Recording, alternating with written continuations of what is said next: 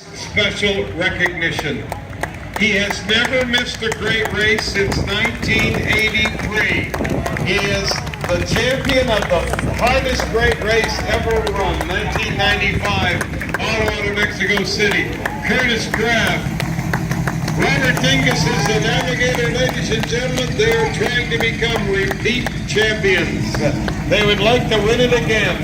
The Pontiac Firebird 400, Madden and Cooper.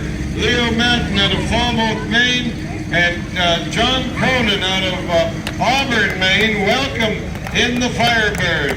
Tucked in right behind them, rock and roll. Bring it on in.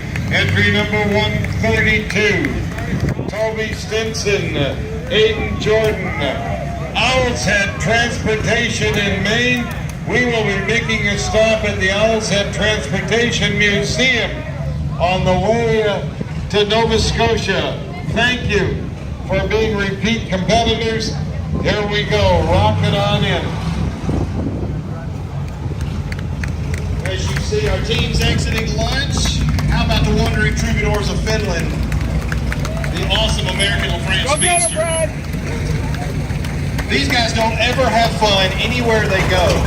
They just never have fun.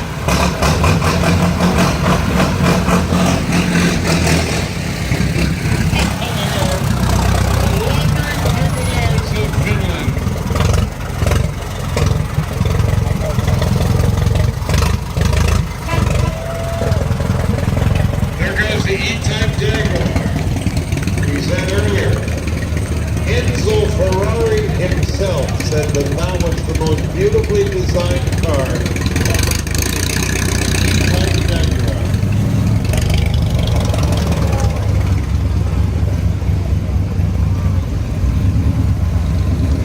Past grand champions, ladies and gentlemen, they hosted us.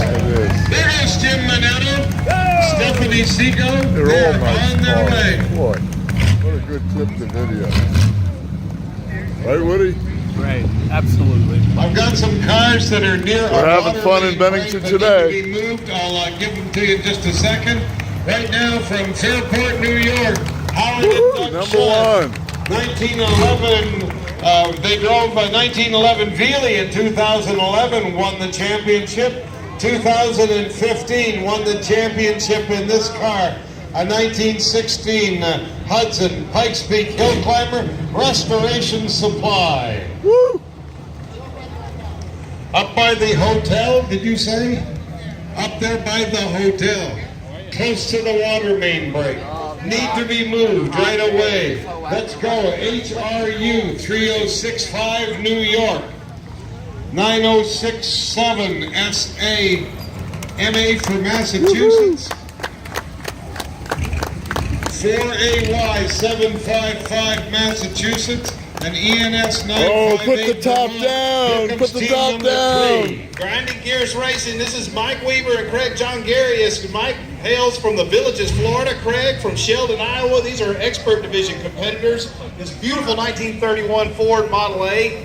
It's a little bit of a street rod, hot rod tribute. Wonderful paint. These are winners of the Sportsman Division in 2017, and they are now expert division competitors. Thanks, guys. Welcome to Bennington. Right behind them out of Grosse Pointe, Michigan, in their 1967 Pontiac GTO. Heart of Group Stahl, ladies and gentlemen. Say hello to Mary and Ted Stahl. If you wonder about Group Stahl, if you're wearing a shirt that has a heat transfer on it of any kind, these are the creators of the heat transfer process worldwide. I'm always amazed watching things like the NBA or the NFL draft, and they call out a young man's name, and by the time that young person gets to the stage to welcome or to be welcomed by the new team, somebody hands them a shirt with their name already on it. That's courtesy of Group Stahl. That's how fast they are. They're on location literally around the world doing heat transfer. Group Stahl out of Michigan. Ted also has and Mary have a fabulous museum in Chesterfield, Michigan. One of the largest private collections of organs in the world. A huge collection of woodworking tools through the years. And of course, a couple of hundred cars as well. 6 entries. Their entire extended family are in this race. Friends and family. 6 entries. A truly rare car. This is a 1939 Lincoln Zephyr. Sean Lednick, Harvey Lednick, out of San Diego, California,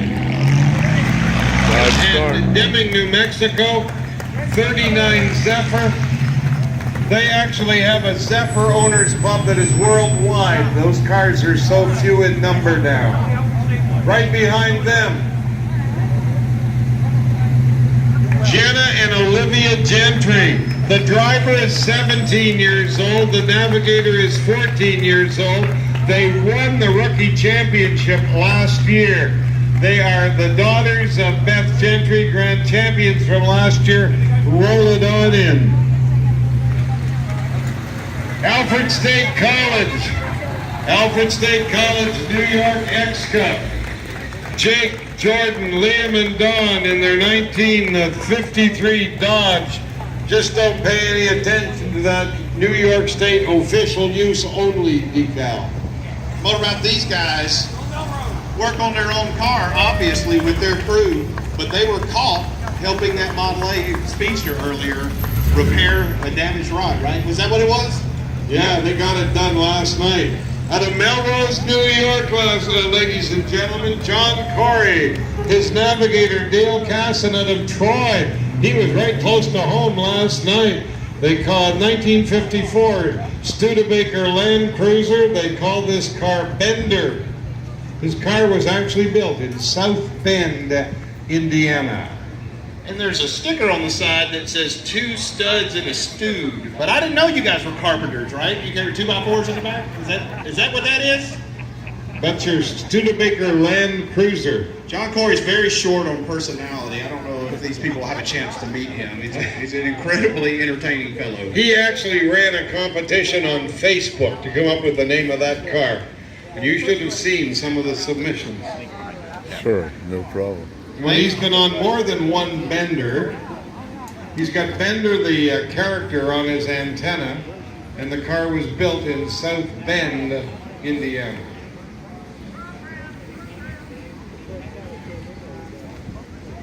Go on and on about those teams helping each other fix their cars, motor mouth. We've seen this for years. It's a scene at the hotels. A lot of time the public doesn't get to see that, but there's so much camaraderie, and if your car breaks, everybody will do their best to help you get it back on the road.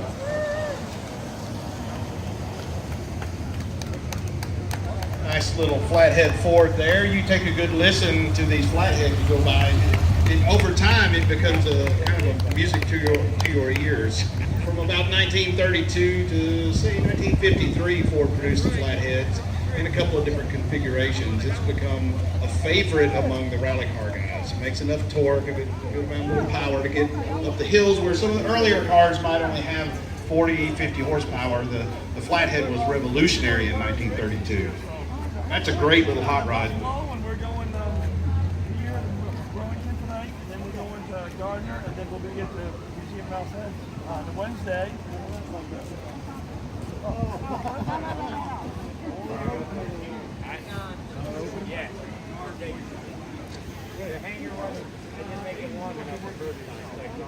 Good to see you. I got some lunch from the golf. Put it back in. We were just sitting here talking about the early V8s that you see. You know, Ford did, but they figured out how to take a good idea and do it on scale. They're affordable, right? But there are V8s, V12s, V16s from much earlier. We have a national in our museum that's 12-cylinder cars in 1915, and we have a Chevrolet.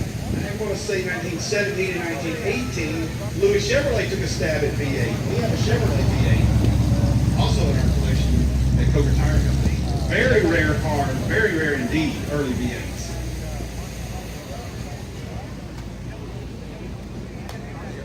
Yeah, Henry really put everybody on their ear with the flathead Ford. I mean, he rolled those things out. It quickly became standard issue for the trucks and cars. And you know, a lot of the way they did the frames back then, the truck and car were kind of the same thing. There's a different body dropped on it. But the flathead really empowered all of that work. And speaking of flatheads, how about this turkey truck?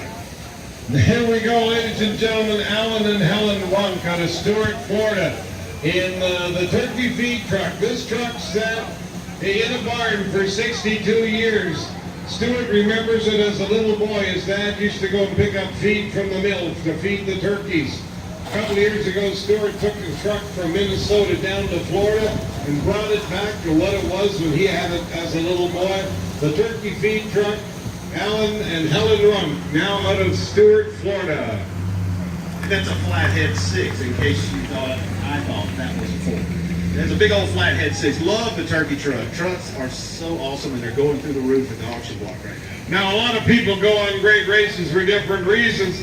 Here's a young couple that just got engaged, and Haley figured if she could go and put up with this driver for 9 days, they could probably make a go of it. Welcome Travis Henderson out of Mobile, Alabama, out of Gulf Shores, Alabama, Haley Lewis in their 1966 Ford Mustang. Woohoo! And it is Travis's father that has the 64 and a half. He's on this event as well. Green, Baker, and Menchez. Rick Green, Roger Baker, John Menchez out of the state of Ohio in a 29 Ford Model A. Look at this. Rocking on in. Thank you very much. Mencher Brothers. That's right. Your great-grandfather. You sometimes wonder about the history of families, right? His great-grandfather was the creator of something that we just take for granted every day, the hamburger. I'm giving you a hug, sir. That's incredible. Not everybody has that brag, by the way. Wonderful little team. Always a huge smile on their face. And Ford Model A, Ford cranked out a tick over 4 million Model A's between 1928 and 1931, and they are incredibly popular rally vehicles. Oh, Riv. I would really The rather full have a Monty. Buick for a long race The like full this. Monty, Ed Oh, it's a Calvo out Monte of Greensboro, Carlo. North Carolina, Kevin Push I was out fooled. of Summerfield, North Carolina. This is when the Monte Carlo was a big Monte Carlo. This is the full Monte, 1971 Chevrolet. Man, that cold water is just, it is refreshing. Right behind them, the second of our Hudsons, Barrett and Thompson. John Barrett, Athens, Georgia, Danny Thompson in their 53 Hudson Hornet. You'd say that the graphics were almost identical, wouldn't you?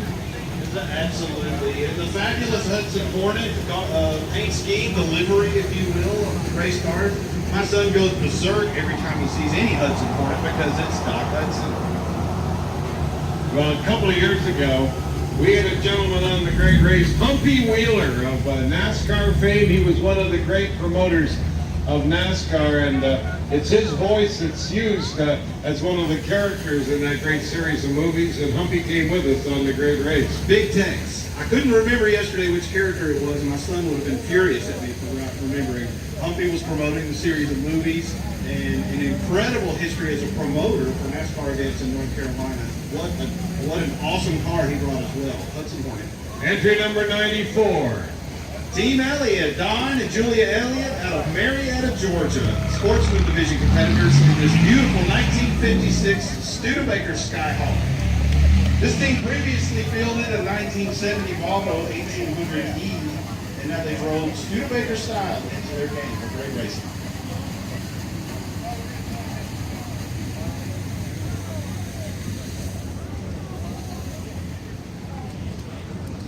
So just to give you folks a heads up, we're going to be with you for a little while longer. At around 5 to 2, Jason is going to disappear for a bit, and then if we run past 2:15, we will need to excuse ourselves and head north because we need to be in Burlington, Vermont before the first car that has already left arrives. So we will be with you until 2:15, and from then we will need to hit the road. Lots of cars still to bring you. Absolutely. It's typically a problem we have out west where the cities are much further apart. This race on the East Coast, the cities have been pretty close together, but we have quite the haul to get to our stop this evening.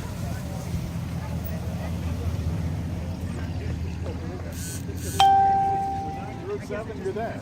Straight. The Studebaker president politely and legally exiting lunch. Can you imagine that? A president driven by a queen. Now that's royalty. Great looking car. I just picture myself with the dark blue and the white paint and the bright white walls. Great looking car going out there. And she always keeps the balls. Absolutely.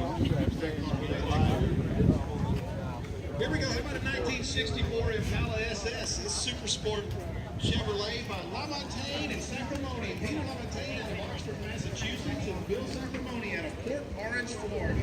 It's our sportsman division. Looks like they might know somebody here. 1964. There you are. Yep.